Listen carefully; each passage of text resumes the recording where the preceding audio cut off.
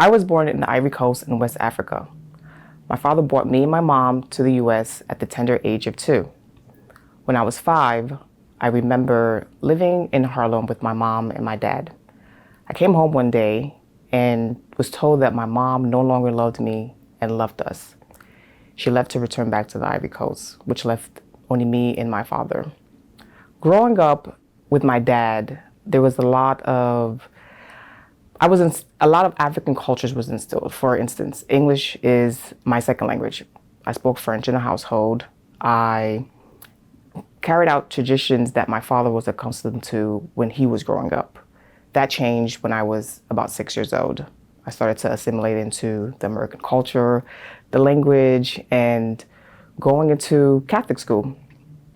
At age 6, the dreams of a new life and things that were different took a turn. My father started to both emotionally and physically abuse me. It became so bad, I attempted suicide when I was 13. Now at this point, it was just me and my dad living in the house together. I do have a half sister who was born when I was 8 years old, so we don't have the same mom. The abuse caused a lot of stress. It caused me to not want to be seen. I just didn't understand why I was experiencing such harsh treatment at home. The emotional abuse looked like being told that I was stupid, dumb like my mom, ugly, that I would never amount to anything. These are things that I heard for 10 years of my life that took a toll on me. At age 16, my father finally made good on a promise to take my life, and he almost did. But by the grace of God, I was able to survive and be able to escape that morning with my life and put myself in the New York foster care system. The decision to place myself in the New York foster care system literally saved my life, and for that I will always be grateful. However, there were a lot of obstacles that I had to overcome. For one, I found myself not having any family, being traumatized, then being sexually assaulted by a classmate maybe 2 weeks into entering the system and being placed in the home. I had amazing foster parents, don't get me wrong. But like I said, I had a lot of trauma that I was dealing with and not dealing with at the same time. I didn't know how to deal with it. For so many years, I felt like a prisoner. I felt unseen, unheard. I was always taught you are to be seen, not heard. Your voice doesn't matter. I never knew how to express myself, how to speak properly, how to let people know what I was feeling or what was going on with me. So I was a bit mute when I was growing up in foster care. And no one could tell me that anything was wrong with me. I was fine. I was fine. You couldn't tell me that there was anything wrong. I made myself believe that I was okay. Because in a way I was out of harm's way. I was out of physical harm. However, I still had a lot of emotional stuff that I had to deal with. Learning how to quote unquote be normal. I would always make a joke it was like an inside joke. Am I saying the wrong thing? Am I coming off weird? Am I scaring people off? My dream at the time was to be normal, not really knowing what that meant. And so I've learned you can run, but you can't hide. I stayed in the system from age 16 to 21. At the age of 21, I aged out, got my first apartment. I thought I was hot stuff. I had my first apartment in the Bronx, in the concourse, and I thought I was like big stuff. Here, I have friends who are rearranging their own rooms, their rooms with their parents that they live with, and here I was about to rearrange a whole freaking apartment. It didn't get any better than that. It was like Party City. Of course it was Party City because I was trying to avoid dealing with whatever emotions and feelings that I knew I needed to process but didn't know how to. So there was a period of time where my therapist was a bottle of Grey Goose. I found comfort through drinking and partying, and as much as I love my apartment, I never wanted to be home because I never wanted to be alone with my thoughts. That was such a terrifying feeling at the time, to sit and actually be present and still with my thoughts was painful.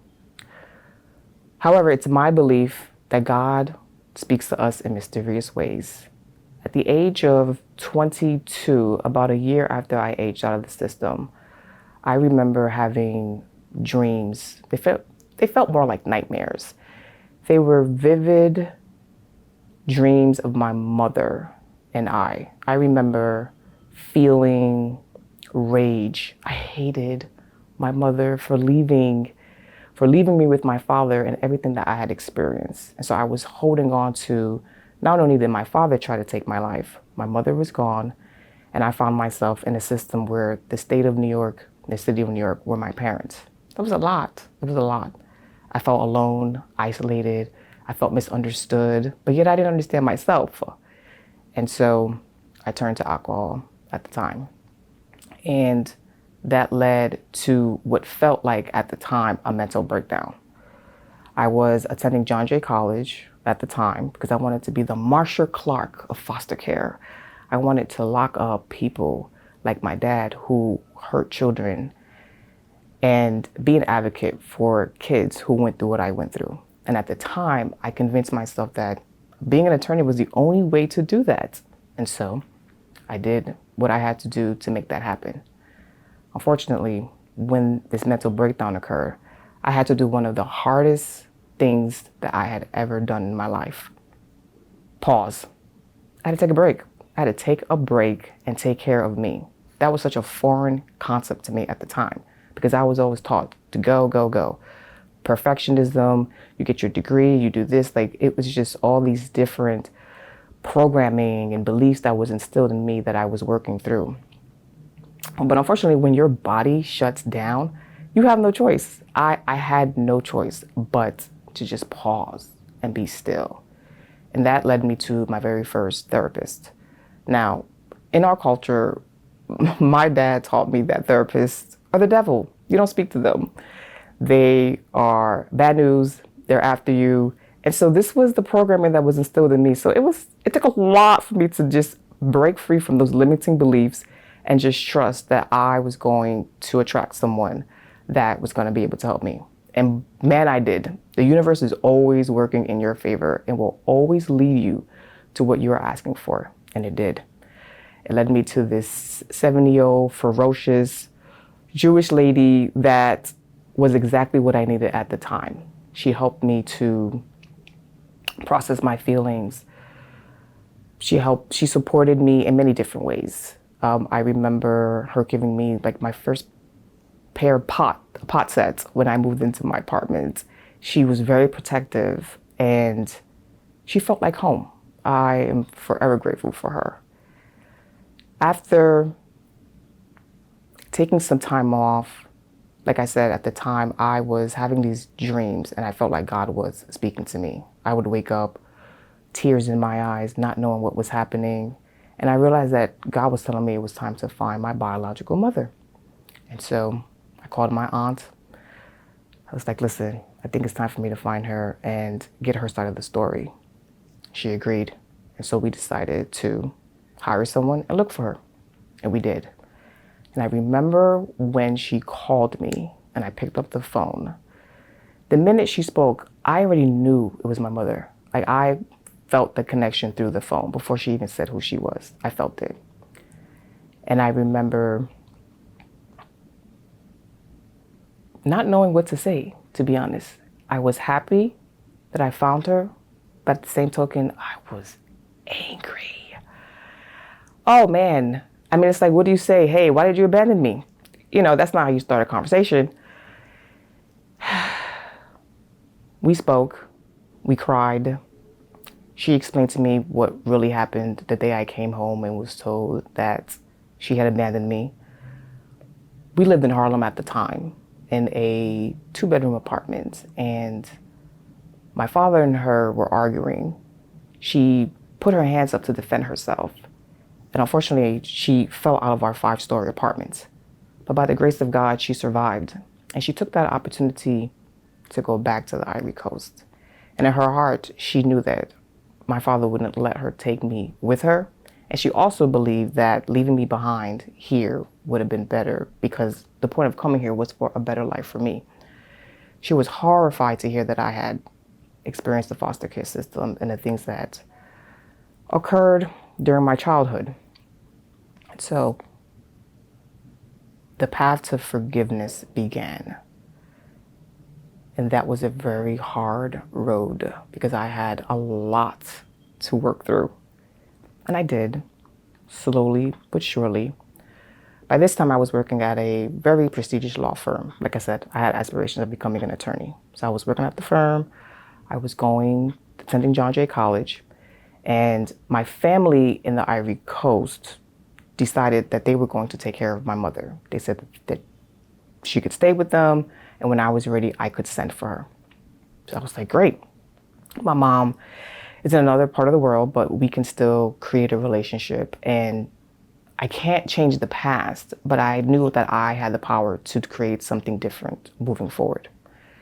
I'll be honest, it was hard. It was really hard to move through the feelings, the hurt, the pain, but I decided that I was committed to it and I was going to do my best. You know, we had weekly calls. I was trying to figure out how to get to know her. She was getting to know me.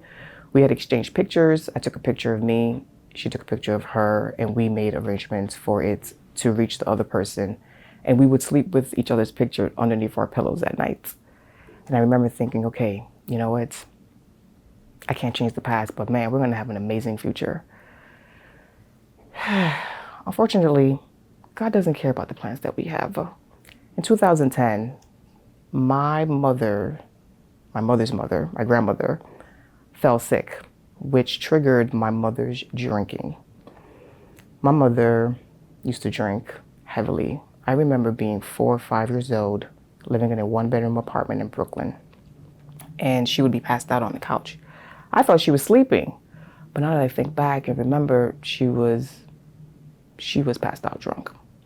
And my grandmother's sickness triggered her drinking, which led her to behave in ways that was just harmful to my family. And so they told her that she had to leave, which is understandable. She called me frantic, telling me how they were lying, how, I couldn't trust them. I was angry. And told her that she needed to get somewhere safe and that we would need to figure this out. Because she was staying with my family who I trusted. I knew no one else in the country. I don't know, I just needed to figure things out. And so we spoke that day, and unbeknownst to me, I didn't know it would be the last time I would ever speak to her. After that conversation, she went missing for about a year. A year later, I remember spending my 33rd birthday in Paris with my aunt. And she said, well, you have to, we have to find your mom.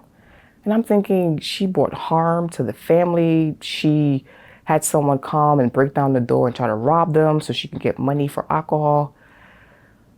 But when I thought about it, I was like, you know what? My aunt was right. I need to find her, and I need to figure out how to move forward as I was processing. Now, during this time, I had experienced self-development for the first time. And so I was in this space of transitioning from just being the angry girl to someone who's lively and joyful. Self-development came into my life around that time through the form of a workshop. And I remember just needing more. I was like, I need more. This is amazing. Letting go, forgiveness, not being the story. And that actually led me to step into the work that I do now. But I'm going to get back to that. So I had the tools. I was in a different mindset and a different space. So I figured, okay, you know what? Let's find my mom. I came back to the States. I started applying for visa, trying to figure out how do you apply for visa for parents. That summer, 3 months later, I receive a phone call, and my aunt tells me that she found my mother. And I was so excited. I was elated. I was like, okay, great, yes. Oh, but she's in a coma. I was like, okay, it's fine. I believe in God. I believe that All things are possible through God. And I knew that it was going to be okay in my heart. So I remember leaving work. I went home. And the next morning, of all people, my dad, who we weren't on really good terms at this point in my life, calls me to give his condolences. And I remember thinking, what is he talking about? He was like, well, I'm sorry. My condolences. And I was like, what are you talking about? He was like, your mom. I was like, she's in a coma. Why would you say that? He was like, no, she's dead. Literally, this is the words that came out of this man's mouth. She's dead. And I was like, no. And then he hung up on me. And the next minute, my aunt in Paris called. It was as if she knew that my dad called, or some cue of some sort to call me in that moment. And when I picked up the phone, we were both quiet. It was just silence. And I remember I said, Dad just called. Is it true? She said, I'm so sorry. And I remember how heartbroken I was in that moment. She said, be strong. Don't cry. It's going to be okay. And I told her that I had to hang up, and I would call her back. Once I hung up the phone, I remember just dropping to my knees and crying like I had never cried before. I cried for all of my parts. The 6-year-old that came home and was told that her mother had left. The 8-year-old, because when I was 8, my dad did take me to the Ivory Coast to visit my mom again. But she didn't come back to the States with us. She stayed. So it felt like I was losing her again, and then I was being abandoned again. I cried for the 16-year-old that had experienced foster care and didn't have her mom around. It was like a deep cry from like the depths of my soul. And then the next minute, I remember everything just happened so fast. I decided that I was going to go back to the Ivory Coast. It had been 20-something years by that time. I had been home, since I had been home. And I was going to say goodbye to my mom. It was important to me, even though a lot of my friends didn't agree with my decision because there was supposed harm that would come to me, but I didn't care.